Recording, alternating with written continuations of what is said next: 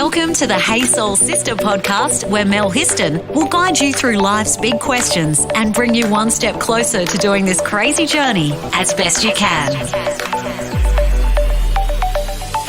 Hey Soul Sisters, guess who I've got with me today in this studio? It's Kaz Amos. Hey Kazzy. Hey, how you going, Mel? Kaz is a long-time Hey Soul Sister podcast special guest, expert in all things to do with human relationships, got your back sister counsellor, all-time fabulous soulful woman. That's you, Kazzy. It takes one to know one. It does take one to know one, but thanks for that lovely intro. Oh, I love it, and I love having you back in the studio again. Thank you so much. Hey. It's been a little bit between visits, but, you know, life calls sometimes. Absolutely, and So, you're yes. super busy now because you're back at uni doing a degree. I'm doing my honours in psychology. Wow. And I'm feeling it. You're feeling it. Yeah. But that's okay. It's part of the pathway, so It is just part keep of- doing it. Always, I've had that on my bucket list to go do a psychology degree. I don't know if I'll actually get there. I'm like, I would not recommend it. I wouldn't recommend it at 49. I would not recommend it at this time of my life. thank goodness you've only got 1 year left. Ish. Yeah, it's more like 2.5. But that's okay. It's okay. I knew that when I started. Yeah. Just sometimes when you start big things, you just don't realise how big they are. And that's okay. I can do it. I can do hard things. Yeah. And you're going to get there. Yeah, I'll get there. Bit by bit. So, sisters, the reason why Kazzy is here today, we're going to chew the fat a little bit because we were having a chat one day. It might have been at Got You Back Sister or somewhere. We were talking about mother-daughter relationships and how, I suppose, society, fairy tales, movies often paint a picture-perfect image of a mother-daughter relationship, but that's not always the case. And no, it's not. The fairy tale mum. Who comes to your mind with the fairy tale mum? Who do you think of? The Family Stone. Have you seen that movie, The Yes, Family Stone? yes. And Diane Keating is the mum. Yes. Her, because in the movie she has 5 children and she just adores them. She loves them. She's protective of them. She has their back. And I remember watching that movie years and years and years ago. I think it was like 1994 or something, and sobbing because Really? I was like, she was the perfect mum. It's like the mum that you wished you'd grown up with. She was to like- a degree, like in its perfection. Yeah, I was like the perfect mum. I keep thinking of like Carol Brady. Yeah. She had, 3 kids and a mixed bunch. But she she did have Alice, you know. Alice would always take the fall if anything was falling apart. But Carol was kind of still that nurturing mother, even in amongst the chaos of all those children. And she always like calmly spat out her wisdoms. Yeah, that's right. I don't think I ever saw her lose it. No, but then you get the kind of full-on, yes, I've got your back, like the Sandra Bullock character in The Blind Side. Oh, where yeah. she is just going to take on the world for you and you will not get missed. Yeah. Yeah, no Mama child bear. left behind. Yeah, that's her. That's her. Total mama bear. Yeah, well, Yeah. and then all of that really is in contrast to the monster mother, Norman Bates' mother in Psycho. Yeah. Yeah, there's a reason why she didn't make it to the end of the movie. And as I was saying before about I, Tonya, just watched that movie over the weekend and I was mortified by the mother in that movie, lashing out and at the same time taking all the credit for Tonya Harding's skill. She is scary, that mother. She's one scary mother. She's one scary mother. One scary mother for sure. I was flinching while I was watching because every now and again she would lash out physically and then lash out verbally and absolutely cut that poor woman to shreds, even when she was tiny. Or when she came in with the hidden tape recorder to try and get her daughter to admit to something for the media. And the thing was, her daughter knew. Oh, spoiler alert. That's okay. It's been out for a few years now. It's totally been out for a few years. Yeah, but so that idea of the perfect mother versus the monster mother. So I guess when I was thinking about the complexity of the relationships of mother-daughters, it's around maybe loosening the reins a little bit on being absolutely perfect Carol Brady or being absolutely horrendous, like the full narcissistic mother that Tonya Harding's mum was in that story. Absolutely. And probably one of the things that we were chatting about recently is the toxic mother-daughter relationship where mums are jealous of their daughters. Yeah. And the impact that has. Yeah, like the competitive nature. Competitive mothers. Yeah. Yeah, so when I think about that, and I don't know if it's like this for you too, but I always wonder whether that mother had an unmet future that she never got to participate in, but she's done everything she can to make it okay for you or the daughter to access good education, to access career opportunities, even to learn how to love. Yeah. Yeah, I think sometimes that jealousy and that competitiveness comes in at that level. You know, you're having what I didn't have. I wish it was me, even though a mum might say that and not mean to be competitive. I think it can feel like that. It feels like it takes a little something away from you. Yeah. Maybe if you're wanting to celebrate something and say, hey, Mum, I did this. And I don't know, what do you want to hear? Yeah. I'm so proud of you. Or even I want to have a birthday party and have my friends over. Yes. Yeah. And being made to feel that's not okay or it's not allowed. Having something taken away from you that's precious. Yeah. By somebody who's in control. Yeah. So through your counselling business, is that something that you see commonly through people that may come to you? Yes, absolutely. And I think because it comes back to the mother-child relationship very on is one of those relationships that forms how we attach, how we are in relationships with adults. That sort of work is done when we're babies. And it's done from the time we're conceived, and most of the work is done in that first like that attachment is done in those first 1,000 days they talk about in psychology. Yeah, okay. I didn't know that, first 1,000 days. Yeah, and even less than that is those early attachments in the first couple of months, in those first 3 months, are super important to how you learn to be in relationships as you get older. Really? Even that young? Even that young. Totally that young. Because the brain is going through such extraordinary growth and development in that time. I mean, that baby's brain is brand new. Yeah. It's still, all the neurons is just starting to mend together. And if that baby is, for instance, for someone coming into the counselling space, if that baby is in a traumatic environment where maybe there's violence or arguing or there's a lack of security, then that attachment is going to be affected. I didn't realise that it starts that young. We're little baby sponges. We're absorbing everything around us from that early period of time. Isn't it funny? Because I think we kind of think, oh, they're just little kids or they're just babies and they don't really know or understand what's going on, but they do on some level. Yes, they absolutely do. And there's quite fascinating stories of ways that babies intuitively move towards the people who care for them and intuitively move away from those who they don't feel safe with. There's a whole theories around attachment style which are created in those early years where we are either securely attached, we have an ambivalent, anxious attachment, and that comes from the different style of parenting that our primary carer delivers. So say that again, ambivalent. Anxious, ambivalent. So what's that?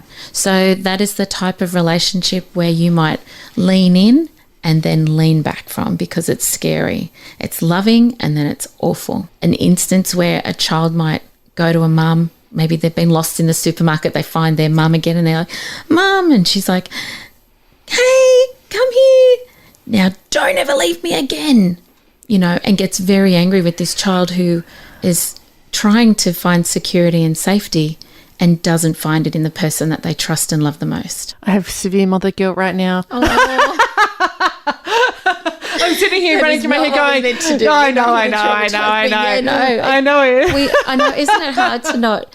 So keep that in perspective with 80% of the time parenting, 70, 80% of the time parenting good is enough to make up for the 20, 30 that we just don't get right.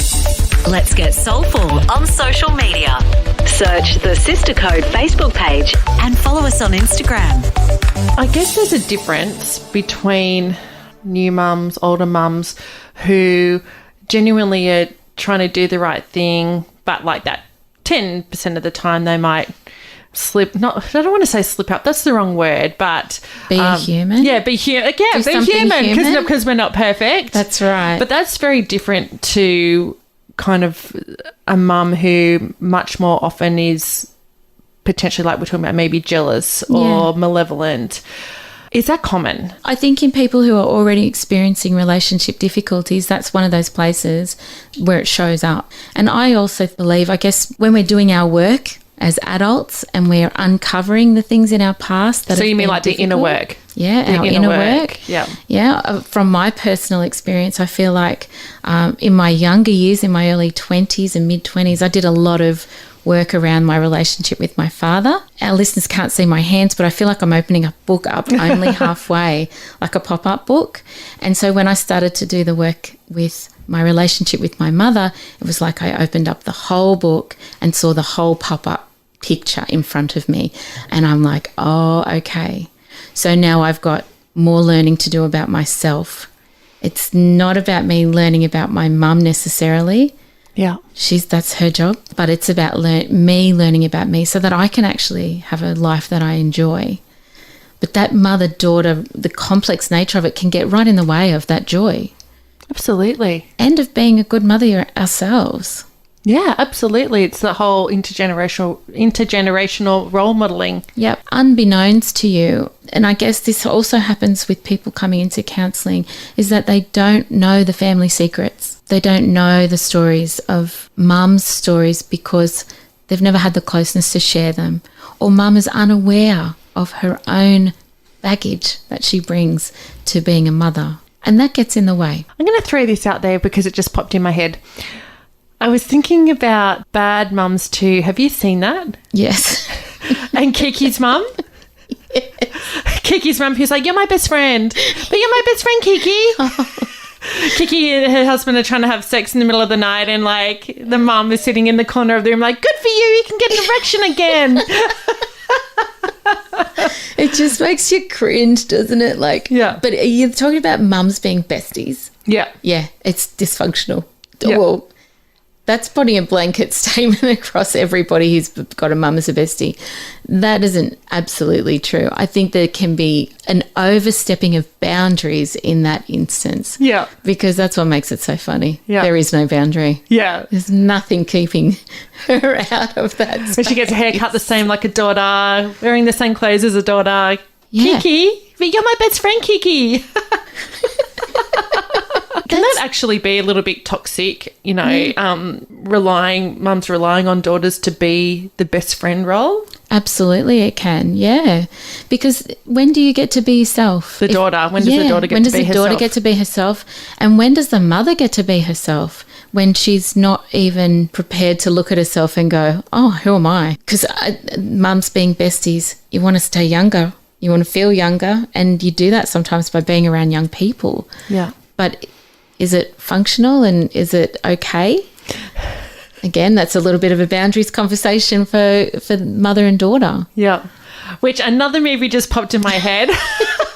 Mean Girls. When Amy Poehler plays Rachel McAdams' mum. Yeah. Remember that she's like in the pink velour jump. She's like, I'm the cool mum. We all want to be the cool mum, but we don't really want to have to get our velour trackies on. It's like 3 p.m. Yeah, but I'm the cool mum. You know what? That's, again, what makes it really funny is because, really, is that the kind of mother we really want to be? Yeah. No. Yeah. No. Well, we want to be the cool mum. I've got young people in my house. My youngest is 16 and I want our house to be a place where everyone can come and feel comfortable. Yeah. If that means I'm cool, I'll take it. Yeah. We all want to think we're the cool mum to some degree. Yeah, that's right. I'm not sure any of my kids think I'm the cool mum at all. Oh, you know what? My mum was the cool mum because my mum had me when she was 16. So when I was in high school, she's 28. And I would go to school and everyone's like, oh, is that your sister? Mum's getting around in skinny jeans. I'm like, no, that's my mother. So my mum had me when she was 16 and people would be like, actually not my friends, but like the butcher would go, are you two sisters? And I'd be cringing inside. Mum would be beaming like, oh, they think we're sisters. And I'm like, you're not my sister. You're my mother. Stop That's it. And isn't that kind of like what we're talking about, that little bit of competitiveness of, no, she's not my sister. She's my mum. Yeah. And she started young. And I might be 16, but she's 32. But when you're 16, 32 seems so old. When you're 32, you're like, I'm amazing. I'm still young and hip. But when you're 16, it's like 32 is so old. I know. But did you find as well that you grew up together? I know with my mum, we kind of did our first jobs and our first resumes around the same time, which was when I was, in year 10 or year 11. And so we've had this kind of growing up next to one another. And we even do a similar line of work, which at times we have a bit of a colleagues relationship as opposed to a mother-daughter relationship. Yeah. I think there's always room in that to have a conversation about, well, maybe we can just be mother and daughter today and not talk about work. Yeah. And that would be okay. Want to fill your soul with more? Go to thesistercode.com. So when does maybe the healthy mother-daughter relationship start to go to a bit potentially unhealthy for some people to then maybe toxic? That's a really good question, because it's like asking where's the line in the sand. Yeah. How long's a piece of string? Yeah. Is that the same thing or not? Well, do you know what? I think even the line in the sand, I use that imagery in a way to talk about boundaries. And I think when your boundary gets stepped over and nothing gets said, that's the very first time. Yeah. And then when there's nothing there for that other person to go, oh, that's as far as I can go to, because we don't have the conversation, which, I mean, that happens frequently in life, that we feel as if our boundary's been overstepped, but we don't say anything. That's the beginning of someone else being in your space and you're like, yeah, I'm not entirely okay with this, but I don't know how to address it. Yeah. And sometimes I don't know how to address it because I don't want to offend or upset. I don't know how it's going to land, so I just don't say it. Yeah. Until it happens again, and then that happens again, and the boundary gets further and further in and encroaches more and more. And then your mum's just like Kiki's mum in the corner of the room. And she has the same haircut and she's cheering you on. And you're both in velour tracksuit pants. Yeah, exactly. So at what point do you find that people may come to you for help or counselling or help or advice around that? Usually when it's too late, not too late, it's already coming undone. And I think that's probably my greatest concern in the line of work, is that we leave things too late before we address them. Like, we get to the point where that person has overstepped our boundaries so much and so frequently and often that we're angry. We're just angry and we're resentful and we get quite bitter. Yeah. And we don't want to be like that with our mother. Yeah. Because of all the expectation that goes around it. Like, it's a massive societal expectation that every day looks like Mother's Day. Yeah. That's horseshit. That's just not real. And Mother's Day looks like a fairy tale. Yeah, that's right. And chrysanthemums smell bad. That's enough. No one needs to give a mother chrysanthemums ever again. They smell bad. We all know that. Yeah. But, to come back to that, that when it comes up in therapy, it's usually when it's really wearing you down. Yeah. And you don't really have the words for it anymore, because you'll either cry or you'll lose it. And you don't want to do either of those things. So the therapeutic process around that is about, how do I softly and kindly manage myself so that I can very tenderly step into creating a boundary. And do you find that there are particular techniques or tools or things that people can use or women can use if they need to manage that relationship with their mum that may have become toxic? Yeah. Or unhealthy or toxic. Yeah. So I think the toxic nature of it comes from trauma. Yeah. And in psychology, we talk about big trauma with a capital T, little trauma, little t. And all the traumas have feeling and they leave a marker or a trace on the person. Yeah. So sometimes in a therapeutic setting, something can come up, a memory, a story that you were not ready for, that was quite traumatic. But in the moment you didn't understand it or weren't paying that kind of attention to it properly because you're a kid, So sorting out those traumas mean that if you're going to look for someone to help you out with that, look for somebody who has a trauma-informed practice so that they're mindful of handling people and working with people who are coming through traumatic memories and stories so that you're in good care. Yeah. Because that's part of what's missing in the mother-daughter toxic relationship is care. Yeah. There's a lack of care. There's a lack of nurture. To be honest, that's what mothers are supposed to do. Like, we are the home of hugs and nurture and softness. Like Dr. Phil would say, a soft place to fall. A soft place, yeah, that's really beautiful. Yeah. And we want to be that. I suppose verbally berating our children and criticising them does not bring beautiful humans into the world. It brings bitter and angry and sad people around. Yeah. So mental health is hugely affected by the relationships that we have with our mothers and our fathers, but specifically in this case, our mothers. Yeah. Depression, anxiety, they come from all those things that are toxic in relationships. Yeah.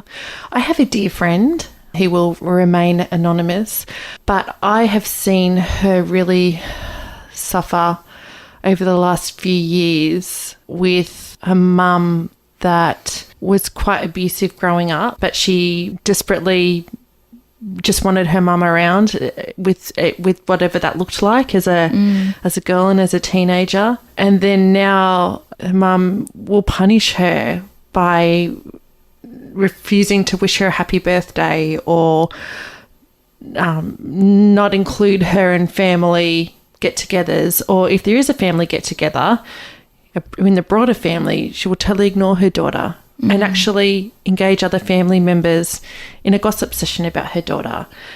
And I kind of find that absolutely appalling and so sad for my friend.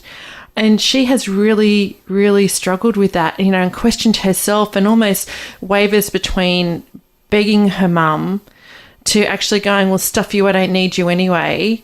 And it just kind of flounders around in all these different emotional states. And it actually, at the end of the day, doesn't matter. Her mum wields this power over her, and it's like she pulls these little strings. And I think my friend now is at the point of going, yep, she's had different therapy and stuff around that, because you're right, she can't manage her mum, all she can manage is herself. Yeah. And actually getting to that point where there's nothing she can really do, and she has to, I guess, reach a level of acceptance and go, okay, well, this is my life, and my mother is never going to be that mother that I want them to be. Isn't that a sad letting go? It's a really, you know what? It is it's really sad letting go. And we talk about it every now and then. I think she reaches a point, she's like, she just needs to talk about it. And I feel so sad for her because, and I get angry. I mean, I've obviously never said anything to her mum, but I get angry at her mum because I'm like, how could you do that to your daughter? That is your daughter. All she wants is for you to love her. That's all she wants. And instead, there's this constant game playing and manipulation, and then trying to turn other family members against her. And you go, why? Why? Because I would just say that's what the mother knows. Yeah. And it's not to make excuses, but rather to say, that's yours. And we are not. And I really want to make this clear, because even when I was thinking about what we were going to talk about today, the one thing that just really stood out to me is that we are not responsible for our mother's well-being or mental health or choices. We are not. Yeah. We're just not. And it's okay to let ourselves be completely off the hook for that. Yeah. Because we're talking about an adult woman, got another adult woman who she has an opportunity to love, but maybe she doesn't know how to herself. So that's up to her to work out. And we can't be responsible for our mothers, but we can be responsible for our mothering. Yeah. And some of that we do for ourselves, like we nurture ourselves. How do we become our own soft place to fall? Yeah. How do we let go of something super, super hard, or set a boundary in place? I have read Glennon Doyle's book Untamed, and just recently in one of her podcast episodes, she talks about the visualizing herself as an island, and on that island she has a drawbridge, and she puts the drawbridge down for whoever is welcome to come to her island. The rules are you're only allowed to come with love. I love that. And so the story she tells is when she said it was easier to tell the whole world via Instagram that she was in love with a woman and she was going to marry a woman. And it was easier to tell the world than it was to tell her mum and dad. So in telling her mum and dad, her mum kept arriving with, in conversations, I'm worried about this, I'm scared about that. What are people going to say? And how are you going to deal with this? And how are you? And she ended up saying to her mother, you have to stay on the other side of the drawbridge. You can't come to the island with your fear, because it's your fear that's interrupting our love here. And there are crocodiles around the island, so don't even try and swim over. But for me, that analogy is really quite powerful. Yeah. Because we don't have to have everybody on the island. Yeah. We can just choose who we want to and make for a really, really great place to be. And it doesn't, not that we don't want to invite our mothers. We'd love to invite them. But do we want to invite their fear? And I think she was able to in that story. She says, I told her, you can't come with your fear. When you go and deal with your fear, you're welcome to come onto my island. And she said she went and she worked on it because she wanted to be in her daughter's life. That is beautiful. Isn't that something? It is beautiful. Yeah. Because it takes a lot to look within and actually go, maybe it's me. Oh, and what am I going to do about it? Yeah. That's doing the inner work. That is the hard, and that is hard. That's vulnerability. And I think just when you think you've been vulnerable, get a little deeper. Yeah. And that was from personal experience, not just from clients who are willing to be vulnerable in those spaces. But yeah. And I suppose on a positive note, those relationships can be healed, but it has to be with doing the inner work. Yes. Yeah. And it takes baby steps. It's not a big leap. So take that pressure off yourself. Make it the baby step. And I've had this conversation with my mum. Well, you don't call me. And she says, well, I don't want to call you because you're too busy and I don't want to interrupt anything. And I go, well, it feels like you don't want to talk to me at all. And she said, well, I don't want you to think that. And I said, well, just call me for 10 minutes. And something that I've decided to do is actually do that. Just call and say, I've got 10 minutes. I just want to check in. How's things? How's your week? How's your day? Yeah. And instead of waiting for her to come to my party, I'm doing my step. Yeah. So then I can feel okay with myself. I love that. I don't want to lose or have anything get between us that doesn't have to. Most of us only get one. Get one mum. But I also want to teach my kids how to be connected to me as well. Yeah. As mothers, we're the meat in that sandwich, aren't we? When we've got a mum and we're mumming. Yeah. Yeah, we want to be able to do both of them as best we can, I guess. Oh, my friend, you're so wise. And soulful. Oh, thank you, soul sister. I love it. So how can people, Kaz, if they wanted to maybe reach out to you, maybe somebody needs some advice or maybe a session with you about working on their own mother-daughter relationship, how can they find you? Easy peasy, kazamos.com.au or Facebook. You'll see Kaz Amos Counselling on there. That's me. And just send a message. Yep. It's easy. Call. Thank you so much. You know what? Every time you come on Hey Soul Sister, I always get people reach out to go how much they've enjoyed the episode and what they've learnt, and it's actually given them either some peace or a call to action.